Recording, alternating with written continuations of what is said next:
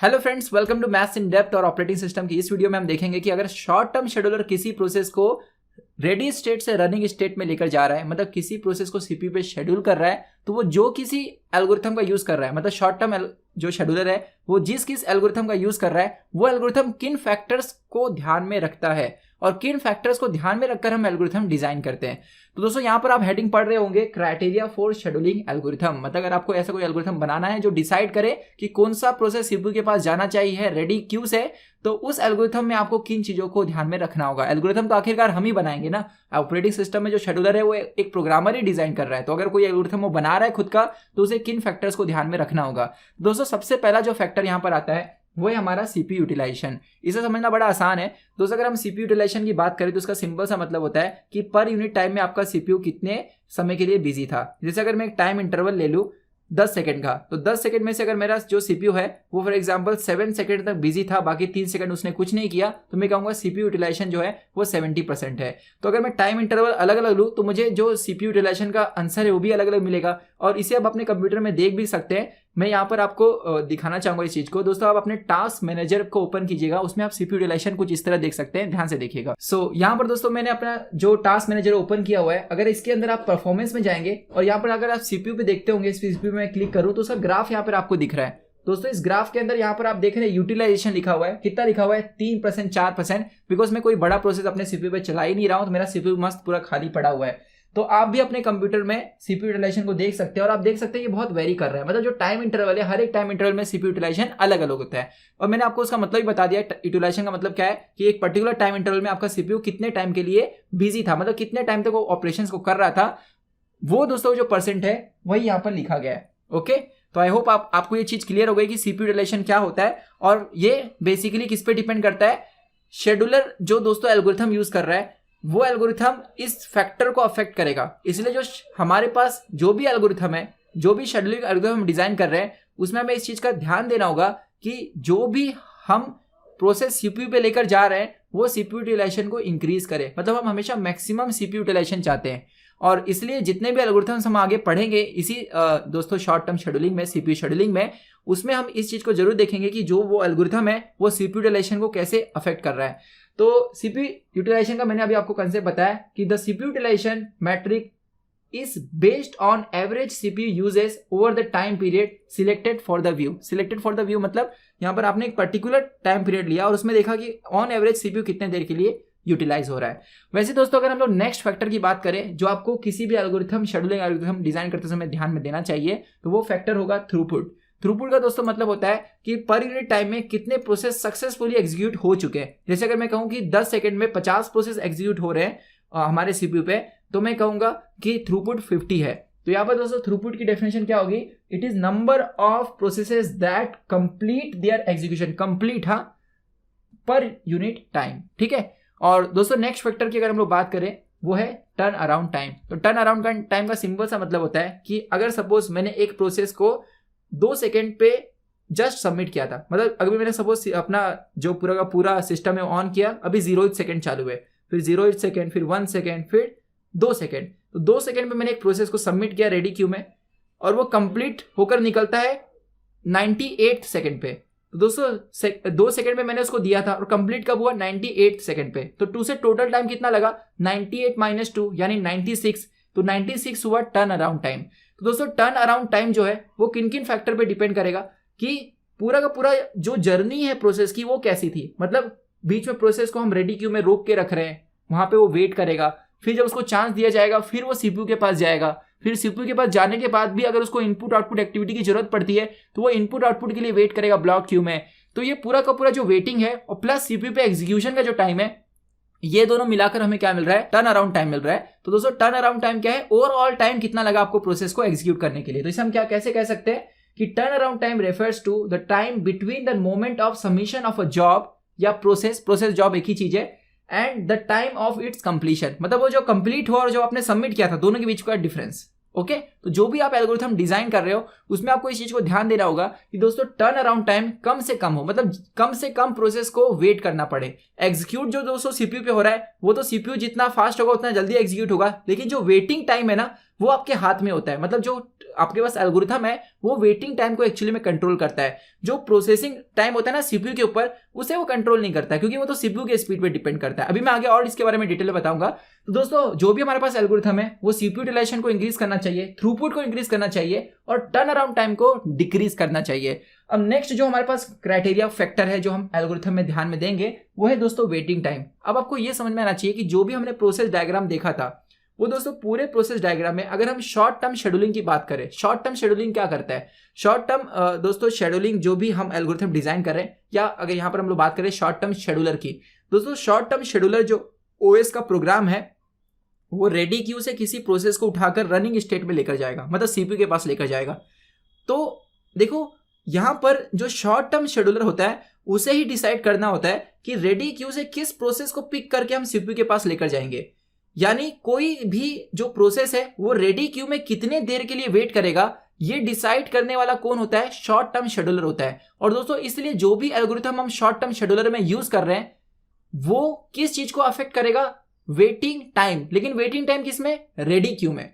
अब दोस्तों अगर कोई प्रोसेस ब्लॉक स्टेट में है और किसी इनपुट आउटपुट डिवाइस के लिए वेट कर रहा है तो वहां पर शॉर्ट टर्म शेड्यूलर नहीं आता, वहां पर आएगा इनपुट आउटपुट शेड्यूलिंग का कंसेप्ट। तो इसलिए शॉर्ट टर्म शेड्यूलर के लिए जो भी एल्गोरिथम आप डिजाइन कर रहे हो वो सिर्फ किस वेटिंग टाइम को अफेक्ट कर सकता है? Waiting time in ready queue. बाकी के किसी भी स्टेट में अगर प्रोसेस वेट कर रहा है तो वहां पर शॉर्ट टर्म शेड्यूलर का कोई लेना देना नहीं है। इसलिए अगर हम वेटिंग टाइम की बात करें in case of short term scheduling तो दोस्तों वेटिंग टाइम हम किसे बोलेंगे? It is amount of time a process has been waiting in the ready queue. मतलब कोई प्रोसेस रेडी क्यू में कितने देर तक वेट कर रहा था। यहां पर आप देख सकते हैं क्लियरली इस चीज को, यहां पर जो वर्ड लिखा गया रेडी क्यू, ये बहुत इंपॉर्टेंट है, नहीं तो आप न्यूमेरिकल्स गलत कर दोगे। जब भी हम शॉर्ट टर्म शेड्यूलिंग की बात करते हैं और उस समय जो हम वेटिंग टाइम की बात करते हैं तो हम waiting time in ready queue की बात करते हैं, ना कि किसी और क्यू में। तो जो रेडी स्टेट में कितने देर के लिए प्रोसेस वेट कर रहा है ये डायरेक्टली डिपेंड करेगा आप किस शेड्यूलिंग एल्गोरिथम का यूज कर रहे हैं। इसलिए जो भी शेड्यूलिंग एल्गोरिथम आप डिजाइन करोगे वो कम से कम प्रोसेस को वेट कराए, यानी वेटिंग टाइम कम से कम हो, इसका ध्यान रखना पड़ता है। तो दोस्तों आगे हम जितने भी एल्गोरिथम पढ़ेंगे उसमें इन चीजों को हम देखेंगे और कंपेयर करेंगे एल्गोरिथम्स को आपस में कि किसमें क्या बेटर है, किसमें यूटिलाइजेशन बेटर है, किसमें टर्न अराउंड टाइम बेटर है। तो यहां पर मैं एक आपको और चीज बताना चाहूंगा कि हम आगे जितने भी एल्गोरिथम्स देखने वाले हैं उसमें दोस्तों हम किसी भी प्रोसेस को जब एनालाइज करेंगे तो हम प्रोसेस से रिलेटेड वेरियस टाइम को एनालाइज करते हैं कि प्रोसेस कितने टाइम के लिए वेट किया, प्रोसेस को रिस्पांस फर्स्ट टाइम कब मिला, प्रोसेस का ओवरऑल कंप्लीशन टाइम क्या है, टर्न अराउंड टाइम क्या है, अराइवल टाइम क्या है। ऐसे बहुत सारे टाइम से रिलेटेड टर्म एक प्रोसेस के साथ एसोसिएटेड होते हैं। तो आइए दोस्तों हम उस टाइम को देखें जो किसी प्रोसेस के साथ एसोसिएटेड होता है। तो यहां पर मैं एक आपको चार्ट दिखा रहा हूं। हाँ, एक और चीज दोस्तों यहां पर बताना रह गया, वो है रेस्पॉन्स टाइम। अब दोस्तों रेस्पॉन्स टाइम क्या होता है ये मैंने प्रीवियस वीडियो में भी आपको बताया था कि जब मैं किसी प्रोसेस को सबमिट करता हूं और जब फर्स्ट टाइम कोई वो प्रोसेस सीपीयू के पास जाता है, फॉर एग्जांपल मैंने 3rd सेकंड पे एक प्रोसेस को सबमिट किया था और वो 6th सेकंड पे सीपीयू के पास एग्जीक्यूट होने के लिए गया, एग्जीक्यूशन कंप्लीट नहीं किया उसने, एग्जीक्यूट होने के लिए गया। तो दोस्तों 6th सेकंड पे गया, 3rd सेकंड पे वो अराइव हुआ था, तो दोनों में डिफरेंस कितना है? 3 सेकंड का। तो रिस्पांस टाइम होगा 3 सेकंड। इसलिए हम जो भी यहां पर एल्गोरिथम डिजाइन करेंगे ना उसमें one of the factor response time भी होगा कि अगर सपोज मैं इंटरएक्टिव सिस्टम यूज कर रहा हूं जिसमें यूजर जो है उसको ये जानना जरूरी है कि उसका प्रोसेस एग्जीक्यूट होने के लिए गया है कि नहीं गया है, तो उस समय दोस्तों हम रिस्पांस टाइम भी ध्यान में रखते हैं। रिस्पांस टाइम क्या है कि जब आपने प्रोसेस को सबमिट किया उसके बाद वो कितने टाइम के बाद सीपीयू के पास रन होने के लिए गया। तो क्या है ये? Response time is the time spend between ready state, मतलब जब आपने रेडी स्टेट में भेजा प्रोसेस को and getting CPU for the first time, और उसको सीपीयू फर्स्ट टाइम मिला, तो जो दोनों के बीच में जो टाइम इंटरवल होगा सीपीयू के पास जाना और रेडी क्यू में आना, ये जो इनके बीच में टाइम इंटरवल होगा ये रिस्पांस टाइम होगा। इसके बारे में और डिटेल में अगर मैं बताऊं तो देखो, अगर आप किसी को व्हाट्सएप पे मैसेज भेजते हो तो आप हमेशा ये चाहते हो ना कि मुझे पता चल जाए उसने मेरा व्हाट्सएप का मैसेज रीड किया कि नहीं रीड किया, राइट। तो दोस्तों जो इंटरएक्टिव प्रोग्राम्स होते हैं, इंटरएक्टिव मतलब जहां पर यूजर डायरेक्टली स्क्रीन पे प्रोग्राम्स को एग्जीक्यूट कर रहा है, मतलब कमांड दे रहा है भाई ये प्रोग्राम को एग्जीक्यूट होने के लिए, तो यूजर हमेशा चाहेगा ये पता करना कि उसका प्रोग्राम प्रोसेस हो रहा है कि नहीं, वो जाने। तो ऐसे सिनारियो में दोस्तों हम रिस्पांस टाइम को ध्यान में रखते हैं कि जल्दी से जल्दी किसी प्रोसेस को हम सीपीयू के पास भेजे, ठीक है। तो रिस्पांस टाइम भी एक मतलब मेन फैक्टर हो सकता है इंटरएक्टिव सिस्टम में। इंटरएक्टिव सिस्टम मतलब यहाँ पे यूजर डायरेक्टली कंप्यूटर के साथ इंटरेक्ट कर रहा है ऑन सम इंटरएक्टिव डिवाइस, जैसे डिस्प्ले हो गया, touch screen and so on. यहाँ पर दोस्तों अब हम टाइम्स के ऊपर आते हैं, कौन कौन से टाइम जो है वो रिलेटेड होते हैं प्रोसेस के साथ। तो अभी हमने turn around time, response time और वेटिंग टाइम देखा था, वो भी यहाँ पर आएंगे। और कुछ और टाइम है, जैसे एक है अराइवल टाइम। तो दोस्तों अराइवल टाइम वो टाइम होता है जब हमारा प्रोसेस एंट्री करता है रेडी क्यू में। सो क्या है ये? Arrival time is the point of time at which process enters the ready Q. वो रेडी क्यू में जब कोई प्रोसेस आता है, मतलब रैम के अंदर जस्ट कोई प्रोसेस आया, तो वो उसका अराइवल टाइम होगा। फिर दोस्तों बात करते हैं हम रेस्पॉन्स टाइम की।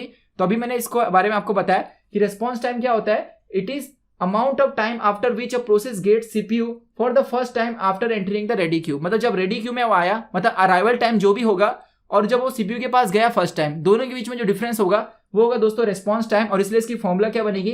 Time at which process first gets the CPU minus arrival time. समझे? जैसे मैंने आपको एग्जांपल बताया कि 6 सेकंड पे सीपीयू पे गया और 3rd सेकंड पे आया था, तो डिफरेंस कितना हुआ? 6 - 3 3, तो रेस्पॉन्स टाइम हो गया 3। दोस्तों तीसरा टाइम जो रिलेटेड है किसी प्रोसेस के साथ, वो है completion time.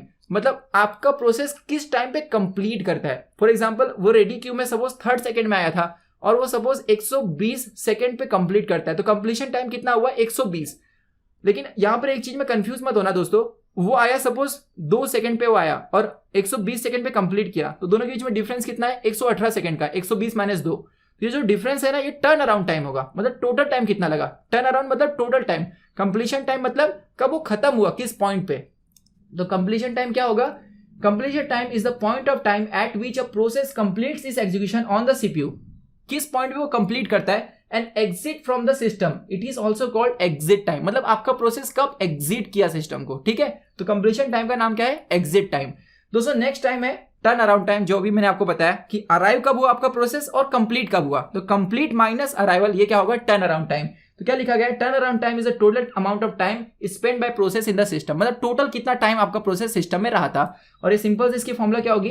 Completion time minus arrival time. I hope it is clear to all. तो यहाँ पर दोस्तों हमारे पास जो बाकी के टाइप्स के रिलेटेड कंसेप्ट है, जो यहाँ पर हमने 1 2 3 4 ये 4 टाइम देखे, और 2 मेन इंपॉर्टेंट टाइम है, वो है बर्स्ट टाइम। दोस्तों बर्स्ट टाइम का सिंपल सा मतलब होता है, याद रखिएगा, जब भी आपको BURST बर्स्ट टाइम दिखे, तो इस टाइम का मतलब होता है कि आपके प्रोसेस ने सीपीयू पे कितना टाइम कंज्यूम किया।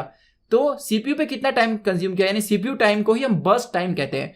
तो क्या लिखा गया इसके बारे में? Burst time is the amount of time required by a process for executing on CPU. It is also called execution time और running time. यानी execution time है, running time का ही नाम है burst time। कोई प्रोसेस CPU पे कितना time ले रहा है, कितने टाइम के लिए वो एग्जीक्यूट हुआ टोटल, उसी को बर्स्ट टाइम कहा जाएगा। अच्छा, और ये लास्ट टाइम जो मैं बता रहा हूं आपको, वो है वेटिंग टाइम। ये बहुत ज्यादा इंपॉर्टेंट है, क्योंकि वेटिंग टाइम दोस्तों हम उसी टाइम को बोलेंगे कि आपका जो यहाँ पर प्रोसेस है वो कितने टाइम के लिए रेडी क्यू में वेट करता है। क्योंकि जो भी हम एल्गोरिथम्स आगे डिस्कस करेंगे जो रिलेटेड है शॉर्ट टर्म शेड्यूलर के साथ, उसमें हम वेटिंग टाइम सिर्फ रेडी क्यू वाला लेते हैं, क्योंकि हमारा एल्गोरिथम जो शॉर्ट टर्म शेड्यूलर है वो सिर्फ रेडी क्यू में कोई प्रोसेस कितना वेट कर रहा है उसको अफेक्ट कर सकता है। बाकी क्यू में कितना वेट कर रहा है उसका शॉर्ट टर्म शेड्यूलर से कोई लेना देना नहीं होता। तो दोस्तों वेटिंग टाइम क्या होगा शॉर्ट टर्म शेड्यूलिंग के लिए? Waiting time is the amount of time spend by a process waiting in the ready Q for getting the CPU. ठीक है। अब मान लीजिए मेरे पास कोई एक ऐसा प्रोसेस है जो इनपुट आउटपुट एक्टिविटी करता ही नहीं है,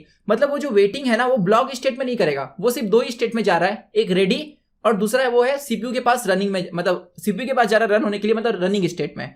तो अगर हमारे पास ऐसा कोई प्रोसेस है जो सिर्फ रेडी क्यू में जाता है और रनिंग स्टेट में जाता है, बाकी किसी भी जगह पर वेट नहीं करता है, तो दोस्तों यहां पर वेटिंग टाइम क्या होगा? ओनली वेटिंग टाइम यहां पर दोस्तों टोटल जो वेटिंग प्रोसेस को लगा वो सिर्फ रेडी क्यू में लगा।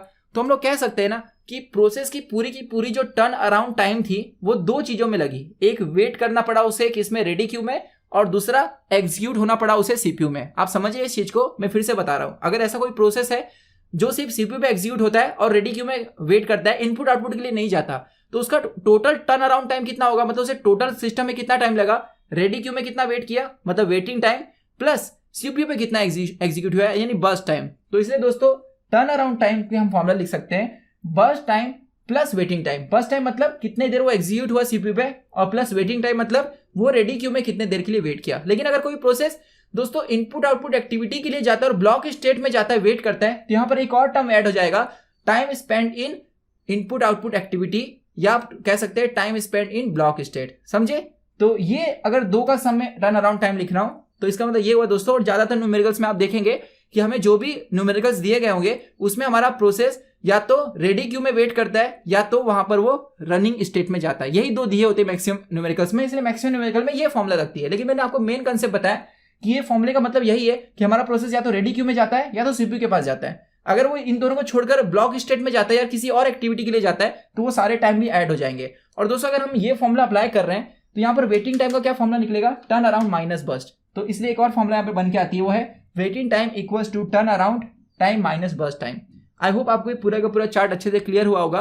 तो दोस्तों ये पूरा कंसेप्ट था कि कितने फैक्टर्स होते हैं जो एल्गोरिथम बनाते समय आपको ध्यान में देना चाहिए और कौन कौन से टाइम है जो पूरे प्रोसेस के साथ रिलेटेड होंगे जो हम सारे न्यूमेरिकल्स में यूज करने वाले हैं। तो दोस्तों मिलते हैं नेक्स्ट वीडियो में, और जिसमें हम समझेंगे कि शॉर्ट टर्म शेड्यूलिंग जो एल्गोरिथम्स है उसके क्लासिफिकेशन क्या है, मतलब कितने टाइप्स के शॉर्ट टर्म शेड्यूलिंग एल्गोरिथम्स होते हैं। बहुत बहुत धन्यवाद।